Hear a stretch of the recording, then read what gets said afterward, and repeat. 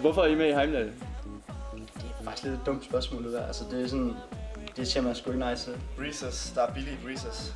Det er helt sikkert på grund af de interne fester. Jeg får godt socialt samvær. Ja. Det er pisse fedt.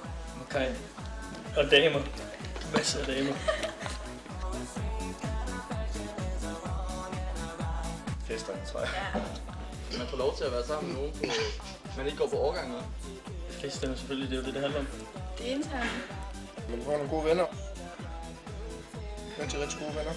Ja. Så man får lov til at lave noget underholdning på skolen, i stedet for nogle af de lidt mere seriøse organisationer og foreninger, der er her.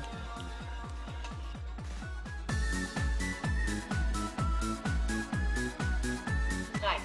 Det er opkast. Opkast. Bræk. Opkast. Opkast, Jansen. Ja, opkast. Det må være det værste. Helt klart. Men det har vi i Atlant. Thailand-sagen, så det er jo lige meget. Det tager Island. Det tager jeg altid af. Det er lige meget. Det er skidt, ikke? Og nej, det synes jeg ikke er så slemt. Altså, det er jo rimelig hurtigt udover, kan man sige.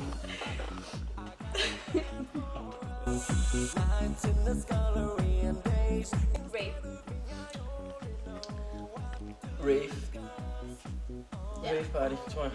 Rave, helt sikkert. Ja, rave. Du er Okay. Hvad skete der til Ray med? Der var lys over det hele. En masse væsker, der var fyldt ud over det hele. Jeg har aldrig set så meget, hvad fanden hedder de der? Kagelys. Mange ud at danse, fed musik.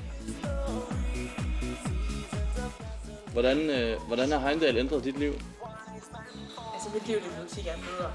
Altså, jeg er bare glad for at være med i Danmarks ældste elevorganisation. Ja. Før, der havde jeg faktisk en elev. Ej, men det er gået hen. Det er blevet mit liv. Simpelthen. Før var jeg et 0. Nu er jeg alt. Og damer. Masser af damer.